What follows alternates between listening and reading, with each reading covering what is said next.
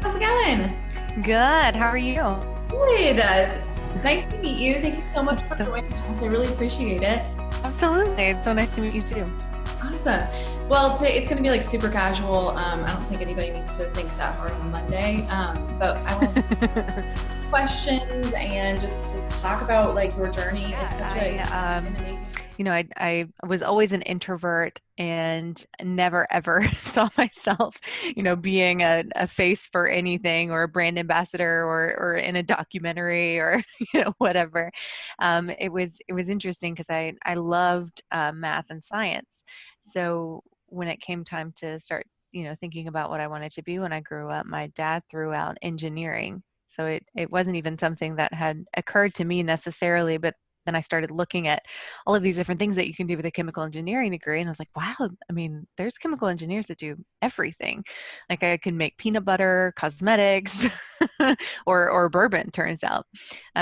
Or, like heavy duty chemicals and fossil gasoline and oil and all those sorts of things. So No, it was I, so like broad. right. It's very intimidating to like the in the beginning, I guess, in that aspect. For sure.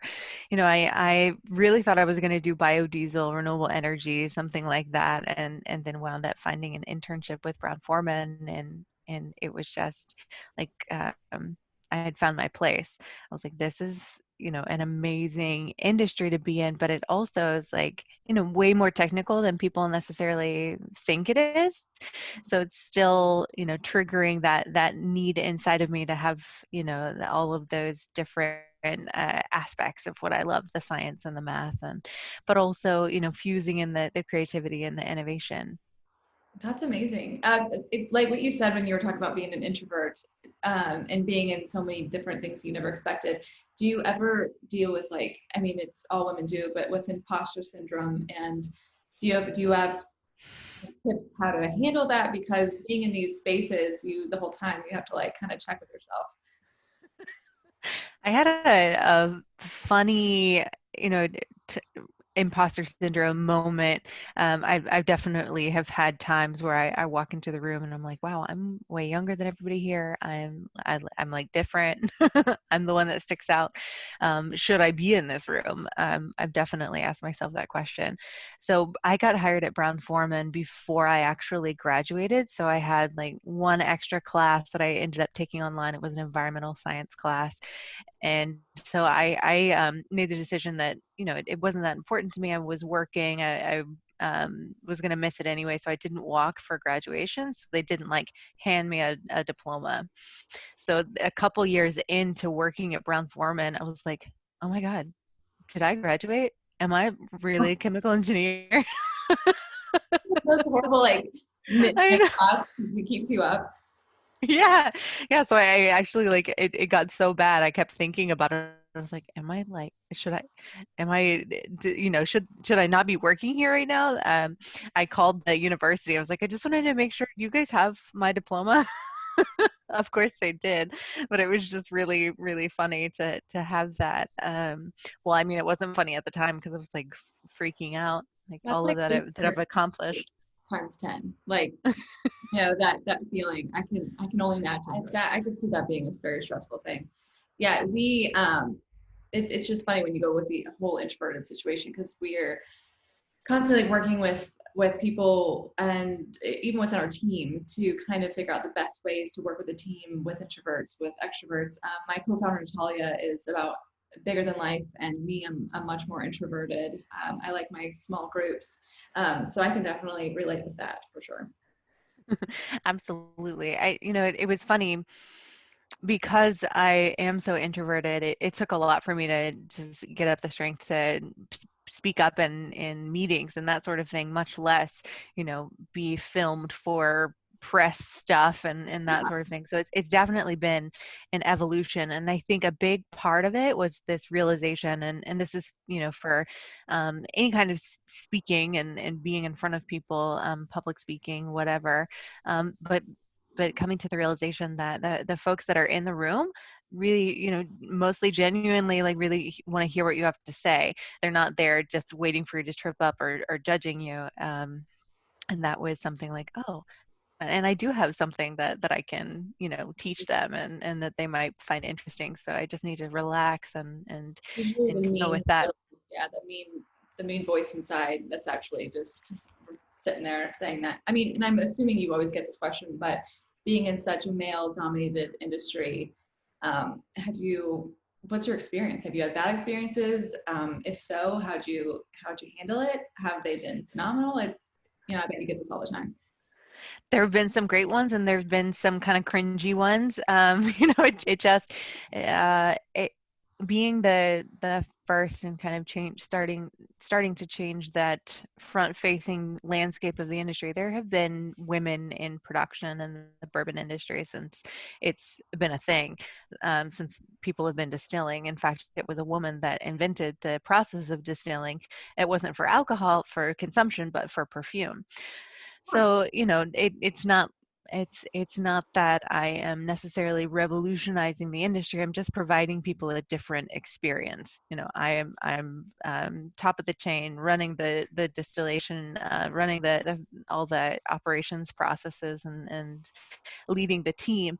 And folks are used to walking in and seeing a certain type of person, and so I would be standing there next to someone who looked more like a boss than I did, and folks would often say, "Oh, are you with marketing? Like, are you, your sales? Like, you must be working like the social media or something like that." I'm like, "No, I'm actually the distiller.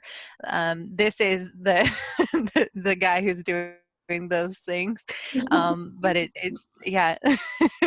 It's just funny, being in those moments and not taking it personally, because I realize that the bourbon industry in all aspects is just kind of slow to evolve. They're very patient with their product, and also a little bit behind, I think, in some aspects, but I believe that it is evolving, and I'm proud that I was part of the beginning of that movement, and can continue to be a face and push for more diversity in bourbon.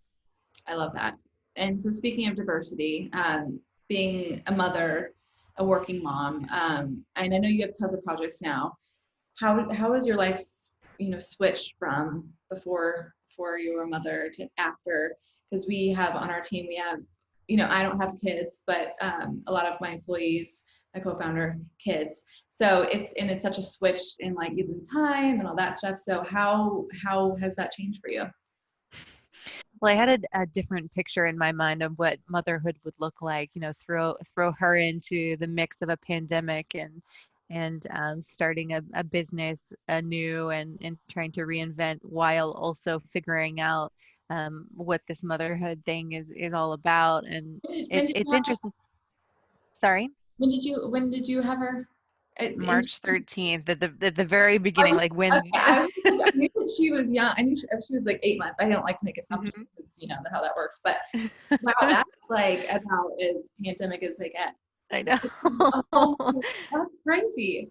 Yeah, and it was kind of nuts. My partner owns a circus, and we had a plan. Like, the circus, it's constantly moving every 2 weeks in another new city. So we were like, all right, I'm gonna have the baby in Orlando. Mom's there, my mom's there.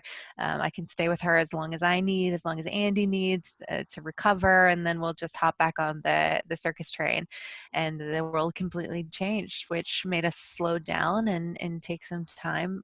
We really got to eat up all those precious moments with her, which I'm very grateful for.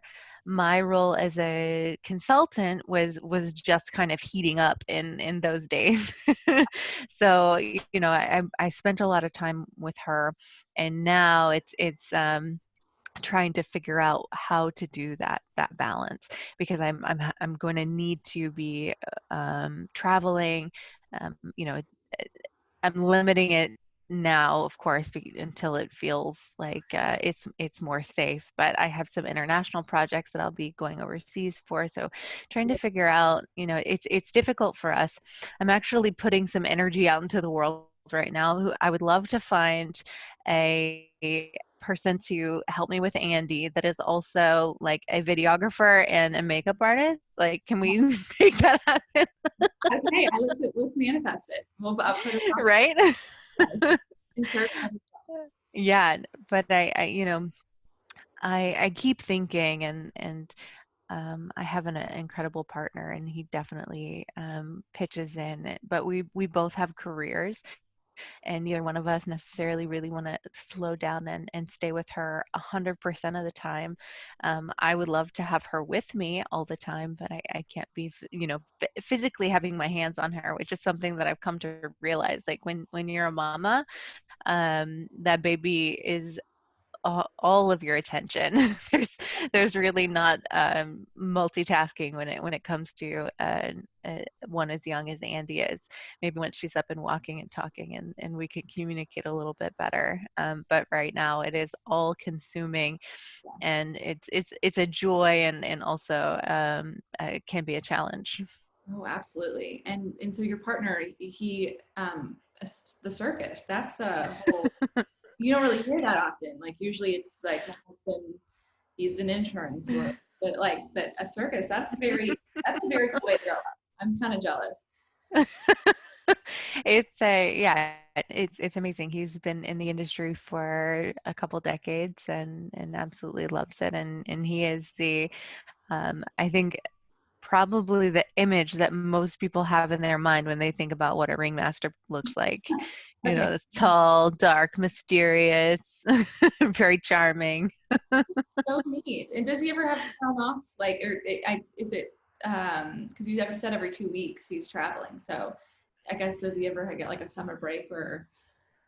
Yeah, that's it. Well, it's his schedule to make, so he kind of bakes those times in. But we'll have some time off in the winter, and typically in the fall. He'll try and bake some time in. There was a good amount of time built into this 2020 tour, but everything got completely derailed. So it's been the circus hasn't been going. He's trying to reinvent and figure out how the circus can stay alive in this new world with digital shows, and a new socially distanced show that he's just starting. But yeah. It is really COVID has taken such a toll on certain people. Like when we were about to launch, we have been working on our platform for so long, and we were about to launch our in-person. We actually did. I think it was like maybe March 5th or something. We launched our in-person classes, and I'm not kidding. Me and my co-founder Natalia, we were cutting back from San Francisco at that time, and then the world just shut down. So we quickly had to like evolve and make some moves. And I guess that's the only way. Which I hate that this is happening, but it's so cool to see what happens, after the fact and what companies come out of it. Just because people are so innovative, and it's just the things you never even thought were possible. So I'm really excited about that. Absolutely. It's amazing to think, all the meetings and traveling and things that we were doing before the pandemic. It really makes you, kind of streamline and pare down and focus on the things that are really valuable, and the things that, can be cut out, and, the extra things that we were all doing that maybe we didn't need to, and kind of refocusing, yeah, kind of coming inward, so that we can make everything even better, hopefully, on the other side of all this. Exactly. So speaking of better on the other side, so I know you have tons of projects right now, and what are you most looking forward to? There's a lot of stuff that I'm really looking forward to. Some of it is still a couple years out, but there's all kinds of things that I'm working on to get ready for those different bourbon launches. I've got the blind tasting kit, which is funding the construction of a mobile laboratory for me. So essentially, I'm getting my office on wheels to roll around with our family, because we are so nomadic and constant motion. And I'll have the opportunity to have some dedicated Marianne space to do my blending and be creative, and work on the educational part of this tasting kit, creating content for some of my clients. And I'm just, I'm probably most excited about that coming into the next year. But also I've got some incredible clients. I've been very selective on who I've partnered with, and a lot of these folks, have had to slow down and shift their models with the pandemic. But I'm just I'm really grateful and inspired by everybody that I'm working with. So it's And so amazing. the mobile aspect, do you think where do you think you would be? Who's your audience there? Would you be going to like events? Would you be going to festivals? Like, I mean, there's options. Yeah, it's not really built to host a ton of people. Like I could do some small, intimate things if that were to come up as an opportunity, but really it is just a space for me to do maybe virtual tastings. I've got a few of those on the books this coming up the end of this year and into next year, but also just interacting with the product that I'm working with and working with the clients that I have and interacting with media on their behalf. If it happens that I'm in a market and I can do events, small events like maybe bar and retail staff trainings once the world opens back up, I think often the way it works is we go to them. It'd be really cool if I had a little space on wheels that felt like home and I could welcome them into my laboratory. You get to actually see the shop where it was built wherever you are. That is so neat. Okay, so I guess I'll wrap it up. I don't want to take too long, but tell our audience about where they can find more information about you, or if you want them to be, following your journey on some platform, let them know. And then we're going to be shouting your name to the rooftop because you're just killing it. Thank you so much. So I'm on Facebook and Instagram mostly, and that's Marianne BMD, Bourbon Master Distiller. Also, I have a couple websites, marianneeaves.com, and you can go to a contact page there. There's also a link to the blind tasting kit, the eavesblind.com, but you can get to it through the other website. I'm on LinkedIn too. I'll respond to stuff there. I think I have a Twitter account, but I've stopped using it. I'm just gonna stay away. Yeah, it's a little stressful that platform. Yeah. Yeah, that's pretty much all the things. Perfect. I am so happy that we got to hang out and talk. I really appreciate you joining me. And everyone, go follow Marianne